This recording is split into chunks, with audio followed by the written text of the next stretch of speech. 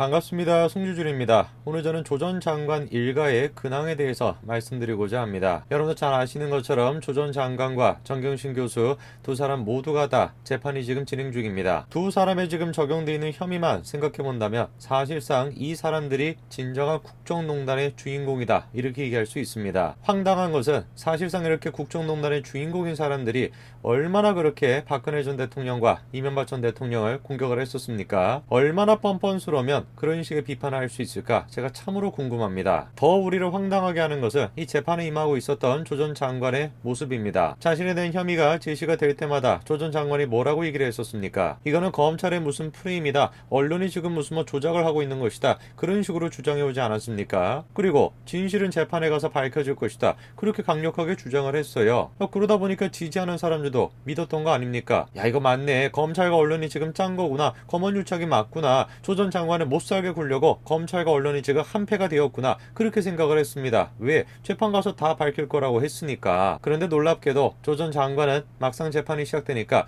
진술을 거부하지 않았습니까? 그렇게 진술을 계속해가지고 거부해왔던 조 전 장관이 드디어 이번 재판에서는 입을 열었습니다. 그런데 이분이 많이 감정적으로 격해지신 것 같아요. 당당하시다면, 사실관계가 명확하다라고 한다면 흥분할 이유가 전혀 없을 텐데 어떻게 된 것인지 이분이 굉장히 좀 흥분하신 것 같습니다. 오늘 저는 영상을 통해서 조 전 장관이 재판 동안에 어떤 감정적인 모습을 보였는지를 설명을 드리고, 그리고 장장 몇 년간의 일정이 끝나고 드디어 정경심 교수에 대한 검찰의 구형이 나왔습니다. 그 두 가지에 대한 이야기를 정리해드리고자 합니다. 같이 한번 좀 보시죠. 자, 지난 3일입니다. 유재수 감찰무마 혐의를 받고 있는 조 전 장관이 재판에 출석했습니다. 이날도 마찬가지로 진술을 거부할까 싶었는데 이런 얘기가 나옵니다. 검사의 말을 자르고 버럭하기까지도 했다라는 겁니다. 유재수 감찰무마 사건은 상당히 좀 큰 사건입니다. 현재 지금 마찬가지로도 진행이 되고 있는 청와대 선거 개입과 마찬가지로 문재인 정권에 향하고 있는 가장 큰 두 가지 줄기 중에 한 가지죠. 유재수에 대한 감찰무마가 정말로 사실로 드러난다라고 한다면 조 전 장관은 구속돼야 마땅하겠죠. 왜? 그 혐의의 정도만 생각해보더라도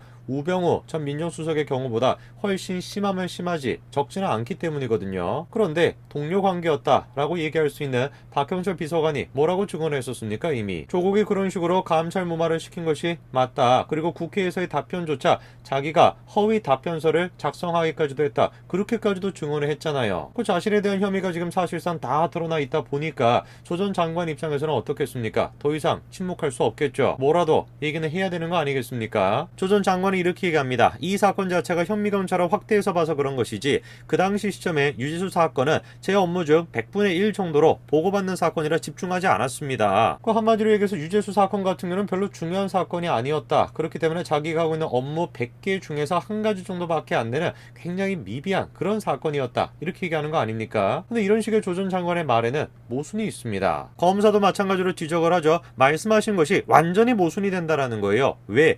유재수 사건은 아무것도 아니라고 얘기를 하면서 정작 백원호 전 비서관을 통해서 구명운동하는 참여정부 인사들이 누구인지 알아보라고 하는 거, 이게 말이 안 된다라는 겁니다. 백원호 전 비서관에게 그런 거를 알아보라고 시켰다라는 것 자체가 뭘 의미하는 거겠습니까?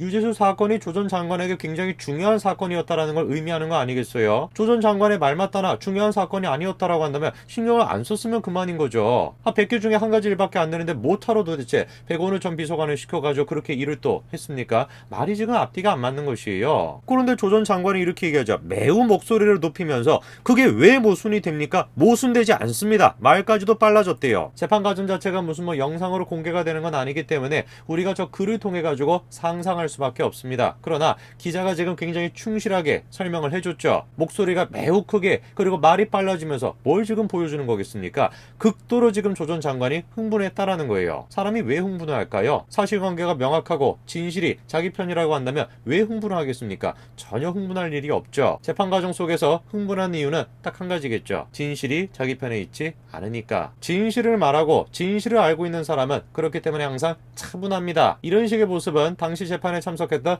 두 명의 증인에게서도 다 나타났습니다. 자, 이날 재판에서도 마찬가지로 박형철 전 청와대 반부패 비서관이 참석을 했고요. 그리고 백원우도 마찬가지로 참석을 했습니다. 흥미로운 것은 조 전 장관의 증언을 바라보고 있는 두 사람의 모습입니다. 박형철 전 비서관은 차렷 자세를 유지하고 있었고, 그 옆에 있었던 백 전 비서관은 법정이 답답한 듯 몸을 이리저리 비틀었다라는 거죠. 한 명을 지금 지금 꼿꼿하게 단정하게 앉아있고 다른 한 사람 같은 경우는 마치 몸이 불편한 듯이 계속해가지고 몸을 뒤척거렸습니다. 백원호 전 비서관은 도대체 무엇 때문에 재판이 그렇게 불편했던 것일까요? 재판에 공기가 안 좋아서 그랬던 걸까요? 그럼 뭐 우리가 공기청정기라도 하나 설치를 해드리죠. 제가 보기에는 재판의 어떤 분위기, 환경 그것이 문제가 아닌 것 같습니다. 백원호 전 비서관도 스스로가 알겠죠. 뭐가 진실이고 뭐가 거짓인지 자기가 누구보다도 잘 알지 않겠습니까? 지금까지 계속해가지고 증언을 거부해왔던 조 전 장관이 저렇게나 지금 격분해가지고 검사의 말을 자르면서까지 얘기하는 모습을 보는 백원호 전 비서관은 어떤 생각을 도대체 했을까요? 이미 박형철 전 비서관은 뭐라고 얘기를 했습니까?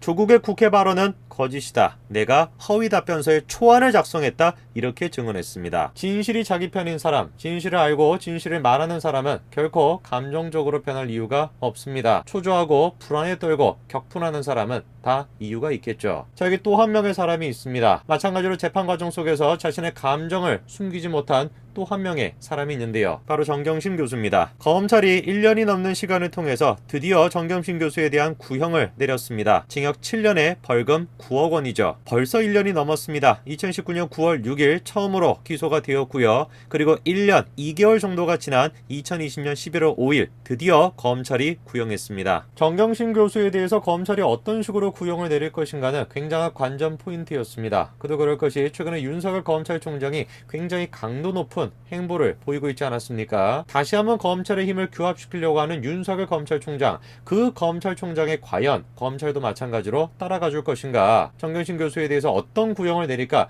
굉장히 좀 관심이 갔습니다. 결과적으로 봤을 때는 검찰도 윤석열 검찰총장의 의지에 따라가는 것 같습니다. 검찰은 이번에 구형하면서 다음과 같은 이야기를 했습니다. 수많은 증거들에 의해 규명된 범죄의 책임을 안 진다면 우리나라는 암흑의 시기로 갈 것이고 범죄자의 천국이 될 것이다. 헌법과 법령에 따른 엄정한 판단을 통해서 매의 눈으로 현미경으로 세포를 살피듯이 살펴봐 주시고 실체와 관련해서는 합리적인 의심을 배제할 정도로 살펴봐줘서 법치주의의 확립을 해주시기를 바란다. 이렇게 재판장에게 얘기했죠. 저는 검찰의 저 메시지를 보면서 조금 눈에 띄는 부분 한 가지가 있었습니다. 바로 현미경처럼 살펴봐달라 이런 지금 얘기를 했거든요. 근데 이 얘기 언제 했던 얘기입니까? 조 전 장관이 했던 얘기입니다. 바로 일전에 있었던 재판 과정에서 조 전 장관의 유재수 감찰무마 사건에 대해서 뭐라고 얘기했습니까? 야, 이거 100분의 1밖에 안 되는, 업무 중에 100분의 1밖에 안 되는 사소한 일인데 그거를 갖다가 현미경처럼 지금 바라보다 보니까 문제인 것처럼 느껴지는 거야. 그렇게 항변하지 않았습니까? 그리고 난 뒤에 며칠이 지나가지고 정경심 교수의 재판에서 검찰을 지금 구형하면서 뭐라고 얘기합니까?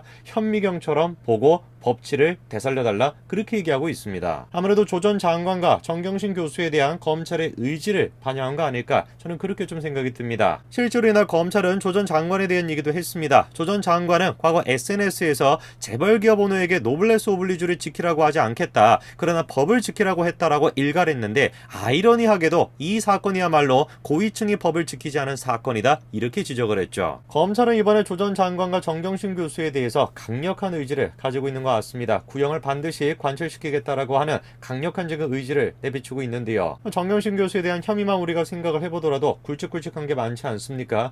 표창장을 위조를 했다, 코링크와 관련된 문제, 그리고 또 증거인멸을 교사했다라고 하는 혐의, 여러 가지 혐의들이 있죠. 그리고 이미 이런 혐의와 관련이 돼 있는 사람 중에서는 벌써 처벌을 받은 사람도 있습니다. 상황이 이렇다 보니까 정경심 교수도 자기에 대한 운명을 직감할 수밖에 없겠죠. 그리고 그런 모습이 법원에서도 나타났습니다. 검찰이 이렇게 구형 의견을 밝히니까 정경심 교수는 결국 눈물을 흘리고 말았죠. 정경심 교수는 왜 도대체 눈물을 흘렸을까요? 정경심 교수의 저 눈물의 의미는 무엇이었을까요? 후회와 반성의 눈물이었을까요? 아니면은 조금만 내가 더 치밀하게 했으면은 안 걸릴 수 있었을 텐데 라고 하는 아쉬움의 눈물이었을까요? 정경심 교수의 눈물의 의미는 우리가 알 수가 없습니다. 그러나 분명히 알 수 있는 것은 검찰이 이번에 정경심 교수의 혐의에 대해서 그리고 조 전 장관의 혐의에 대해서 강력하게 구형을 관철시키겠다는 의지가 있다는 것, 그리고 반드시 이 둘에 대해 가지고 사법의 정의가 발현되어야 된다는 것, 그거는 우리가 알 수 있겠죠. 1년이 넘는 시간을 통해서 드디어 정경심 교수에 대한 검찰의 구형이 내려졌습니다. 정경심 교수의 운명이 어떻게 될지 우리가 지켜봐야 되겠죠. 오늘까지 말씀드리겠습니다. 감사합니다.